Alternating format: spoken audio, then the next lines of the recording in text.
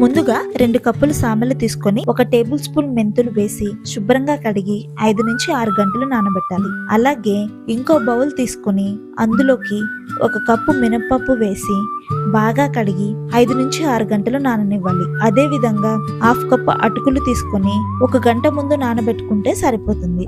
ఇప్పుడు చూడండి, 5 గంటల తర్వాత మినపప్పు బాగా నానింది. అలాగే సామలు కూడా బాగా నానాయి. ఇప్పుడు మిక్సర్ జార్ తీసుకొని ముందుగా మినపప్పు వేసి తగినన్ని నీరు పోసుకొని మెత్తగా పేస్ట్ లాగా గ్రైండ్ చేసి ఒక గిన్నెలోకి తీసుకోండి. తర్వాత సామెలు తీసుకొని వాటిని కూడా తగినన్ని నీరు వేసి ఒకసారి గ్రైండ్ చేయాలి. తర్వాత ముందుగా నానబెట్టిన అటుకులు కూడా వేసి మెత్తగా గ్రైండ్ చేసి తీసుకోండి. ఇప్పుడు ఈ 2 పిండ్లను ఒకే గిన్నెలో వేసి బాగా కలపాలి.